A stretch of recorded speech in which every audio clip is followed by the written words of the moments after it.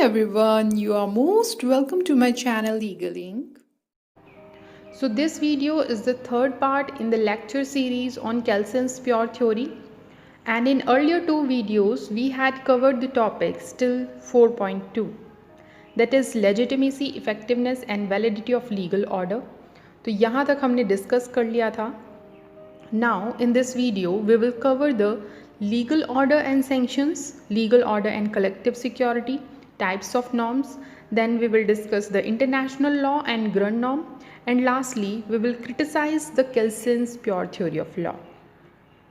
So as I told you before that Kelson has divided law into three parts: law as normative order, law as coercive order, law as social order. तो हमने normative order तक discuss कर लिया था. Now we will cover the law as coercive order and social order. तो law as coercive order में Kelsen ने legal order और सैंक्शंस की बात की है. एंड सैंक्शंस मीन्स प्रतिबंध या फिर पनिशमेंट्स इन्फ्लिक्ट करना या पनिशमेंट्स इम्पोज करना या दंड देना. So according to Kelsen legal order is also a coercive order. तो लीगल ऑर्डर जो हायरार्की हमने नॉर्म्स की पढ़ी थी, उस हायरार्की ऑफ नॉर्म्स में हर एक नॉर्म के लिए सैंक्शंस भी होंगे और इन्हीं सैंक्शंस की वजह से लीगल ऑर्डर कोवर्सिव ऑर्डर है. कोवर्सिव हियर मीन्स रोकने वाला या लॉज को अनिवार्य करने वाला एक अनुक्रम है लीगल ऑर्डर. सो कोवर्सिव ऑर्डर को अनिवार्य कैसे किया जाएगा? By providing sanctions for norms in legal order. तो कोई भी ऐसा एक्ट या कंडक्ट जो सोसाइटी में अनडिज़ायरेबल हो या नुकसानदेह हो सोसाइटी के लिए, उसके लिए लीगल ऑर्डर्स में सैंक्शंस दिए जाते हैं. और ये लीगल ऑर्डर कैसे इम्पोज किए जाते हैं? इंडिविजुअल्स को उनकी लाइफ, उनकी प्रॉपर्टी या उनकी लिबर्टी से डिप्राइव कर या वंचित रखकर उन पर सैंक्शंस इम्पोज किए जाते हैं. और जो भी इंडिविजुअल्स नॉर्म्स को फॉलो नहीं करता, उस पर सैंक्शंस फिजिकल फोर्स के थ्रू भी इम्पोज की जा सकती है. And that's why it is called as coercive order. तो ये सैंक्शंस इम्पोज क्यों किए जाते हैं? केल्सन के अकॉर्डिंग लीगल ऑर्डर में सैंक्शंस इसलिए इम्पोज किए जाते हैं ताकि इंडिविजुअल्स का बिहेवियर लीगल ऑर्डर के नॉर्म्स के अकॉर्डिंग गाइड किया जा सके. So sanctions are provided in the legal order to guide and manage the human conducts. और coercive order enforce कैसे होता है? Coercive order authorize a certain individual to direct a coercive act as a sanction against another individual. तो coercive order एक individual को दूसरे individual पर sanctions impose करने के लिए authorize करता है. जैसे लेजिस्लेचर ने आईपीसी की में पनिशमेंट्स दी और फिर उनको पुलिस इंस्पेक्टर इंडिविजुअल्स पर अप्लाई करता है. The next point is sanctions prescribed by the legal order are socially immanent. That means legal order में हमेशा सैंक्शंस सोशली एमिनेंट और सोशली ऑर्गेनाइज्ड होती हैं. सोशली एमिनेंट का मतलब है जो सैंक्शंस फिजिकल वर्ल्ड में दी जाती हैं, एक ह्यूमन बीइंग दूसरे ह्यूमन बीइंग पर सैंक्शंस इम्पोज करता है और ये सैंक्शंस सोशली ऑर्गेनाइज्ड भी होती हैं. जैसे हर एक क्राइम के लिए स्पेसिफिक पनिशमेंट है मॉडर्न सोसाइटी में. मर्डर के लिए अलग पनिशमेंट है, थेफ्ट के लिए अलग पनिशमेंट है. तो इस तरीके से ये सारी चीज़ें सोशली एक्सेप्टेड है, तो सोशली ऑर्गेनाइज्ड भी हैं. Now according to Kelsen legal order में सैंक्शन सिर्फ उन एक्ट्स या कंडक्ट्स के लिए प्रिस्क्राइब्ड होती हैं जो एक्ट इलीगल होते हैं या लीगल ऑर्डर में प्रोहिबिटेड होते हैं. इन शॉर्ट, कोई इंडिविजुअल लीगल ऑर्डर में दिए हुए नॉर्म्स के अकॉर्डिंग या कमांडेड मैनर के अगेंस्ट कोई एक्ट या डिलिक्ट करता है तो उसके लिए सैंक्शंस इन्फ्लिक्ट की जाती हैं. So according to Kelsen legal order इसलिए कोअर्सिव ऑर्डर नहीं है कि वो साइकिक या मनोवैज्ञानिक कोअर्शन पैदा करता है. In fact legal order is coercive because it prescribes coercive acts. Coercive order actually में कोर्सिव एक्ट्स को फिक्स करता है या निर्धारित करता है. For example deprivation of life, freedom, etcetera. Okay, now what do you think that arresting और detaining a person are also called as sanctions in Kelsen's theory? No. Arresting or detaining a person are not termed as sanction by Kelsen. क्यों? क्योंकि केल्सन कहते हैं कि arresting या detaining में उस individual या उस पर्सन के किए हुए एक्ट या कंडक्ट की लीगलिटी या इलीगलिटी असर्टेन्ड ही नहीं होती. इसीलिए अरेस्टिंग या डिटेनिंग में सैंक्शंस नहीं हो सकती. Now let's see an example. इस एग्जाम्पल से आपको law as valid coercive order पूरा अच्छे से समझ में आ जाएगा. सपोज़ एक टैक्स ऑफिसर आपसे मनी की डिमांड करता है और एक रॉबर भी आपसे गन पॉइंट पर मनी की डिमांड करता है. अब इन दोनों सिचुएशंस में सैंक्शंस भी है और कमांड भी है, लेकिन क्या हम दोनों को लॉ कहेंगे? नहीं.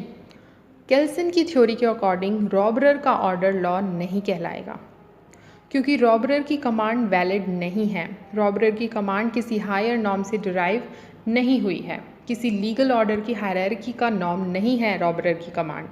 जबकि टैक्स ऑफिसर की कमांड वैलिड भी है और कोअर्सिव भी है. तो टैक्समैन की कमांड एक हायरार्की ऑफ नॉर्म से डिराइव हुई है. The norm give the taxman your money is derive from the norm obey the taxman's authority, and obey the taxman's authority is derived from the norm obey the tax office and its decision, and obey the tax office and its decision is derived from the norm obey the tax law, and so on. So a legal system is therefore a system of coercive and valid norms. इसके बाद केल्सन ने coercive order से related दो बातें और कही हैं. एक monopoly and second is collective security. तो यहाँ मोनोपोली का मतलब है to prohibit the use of physical force from man to man. तो एक इंडिविजुअल दूसरे इंडिविजुअल को फिजिकली हार्म ना करे, इसके लिए नॉर्म के साथ सैंक्शंस भी जोड़े गए हैं और इसी को मोनोपोली कहते हैं. और मोनोपोली सेंट्रलाइज कब होती है? जब सिर्फ लीगल ऑर्गन के ऑथराइज्ड मेंबर्स रॉन्ग डूअर के अगेंस्ट सैंक्शंस के तौर पर फिजिकल फोर्स यूज़ करते हैं. For example policeman uses physical force against a thief. तो लीगल ऑर्डर में कंडीशंस ऑलरेडी डिटरमाइंड होती हैं कि किन किन कंडीशंस में फ़िज़िकल फोर्स यूज़ की जा सकती है, जिसके दो एस्पेक्ट्स हो सकते हैं, prohibited physical force and permitted physical force. और मोनोपोली डिसेंट्रलाइज्ड कब होगी?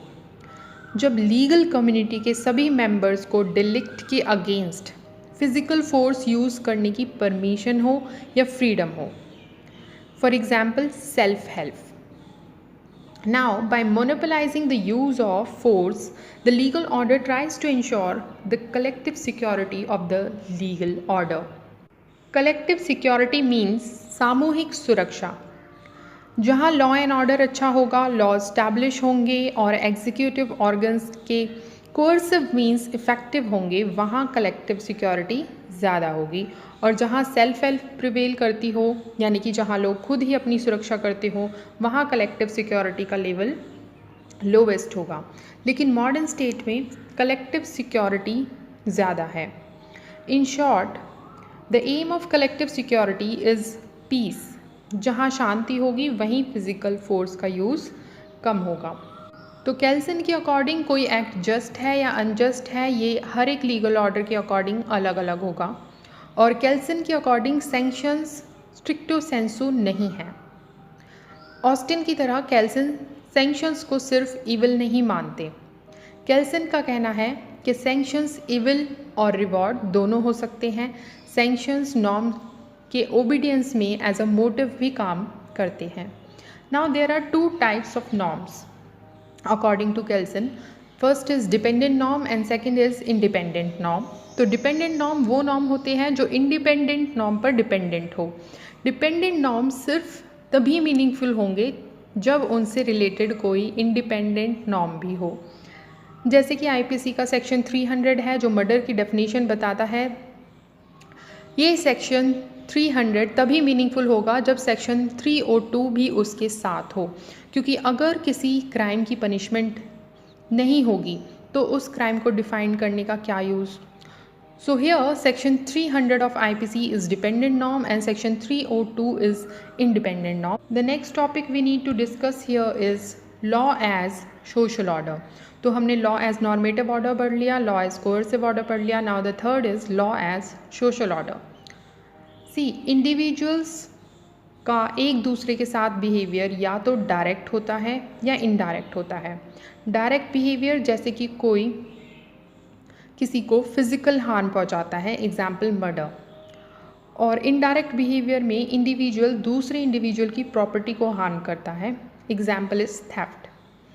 तो जो नॉर्मेटिव ऑर्डर इंडिविजुअल्स के डायरेक्ट और इनडायरेक्ट बिहेवियर को रेगुलेट या गाइड करता है उसे केल्सन ने सोशल ऑर्डर कहा है। और social order is the genus and legal order is the species. So social order में मॉरल्स भी होते हैं और सोशल ऑर्डर में के दो फंक्शंस हैं। The first is motivating socially beneficial action and second is refraining socially detrimental actions. तो जो भी एक्शंस सोसाइटी के लिए बेनिफिशियल हैं उनको बढ़ावा देना और जो एक्ट सोसाइटी के लिए हार्मफुल है उनको रोकना। These are the functions of social order and these two functions are performed with the aid of retributive principles, यानी कि बदला लेने की भावना से चलता है सोशल ऑर्डर। तो क्या सोशल ऑर्डर में भी सैंक्शंस होते हैं? यस, सोशल ऑर्डर में भी सैंक्शंस होते हैं और ये सैंक्शंस भी सोशली एमिनेंट होते हैं। एग्जाम्पल, किसी को समाज से बहिष्कृत करना, एक्सकम्युनिकेशन, या जैसे ब्लड रिवेंज का दंड होता था प्रिमिटिव सोसाइटीज़ में। सोशल ऑर्डर में सैंक्शंस ट्रांसडेंटल सैंक्शंस नहीं होते। ट्रांसडेंटल सैंक्शंस जैसे प्रिमिटिव सोसाइटी में लोगों का फेथ होता था कि अगर किसी का बुरा करेंगे तो बुरा होगा, युद्ध में जीत मिलना, या लंबी उम्र को लोग अच्छी किस्मत या अच्छे कर्मों का फल मानते थे, मिसफॉर्च्यून्स। तो इस तरीके से ट्रांसडेंटल सैंक्शंस, ये सारे ट्रांसडेंटल सैंक्शंस के एग्जांपल्स हैं। सो ट्रांसडेंटल सैंक्शंस इंडिविजुअल के फेथ पर बेस्ड होते थे और सुपर ह्यूमन अथॉरिटी से ओरिजिनेट होते हैं। इन शॉर्ट, सोशल ऑर्डर में सैंक्शंस सोसाइटी के मेंबर्स की अप्रूवल और डिसअप्रूवल पर बेस्ड होते हैं और इंडिविजुअल की सोसाइटी में डिज़ायर फॉर रेपुटेशन की वजह से ज़्यादा इफ़ेक्टिव होते हैं social order. The next is international law and grand norm. On international law, Kelsen says that our legal system in practice recognize the quality of other legal system and it implies the recognition of a grand norm. This equally is not possible without grand norm. So Kelsen ने पैक्टा sunt servanda को international law का basic norm बताया है and pacta sunt servanda means that agreement must be kept.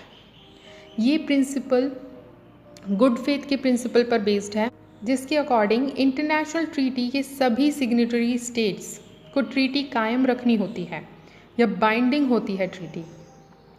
और केल्सन ने war या रिप्रेजल को international law का सैंक्शन बताया है।